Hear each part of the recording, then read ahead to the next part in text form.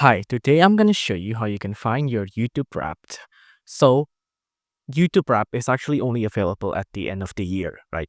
And it's only available if your account is moderately active. So, if you're not active throughout the year, then you won't get your Wrapped. And if you try to check it at the middle of the year or at summer or at winter, it won't really appear. Although I think they do seasonal YouTube Wrapped now.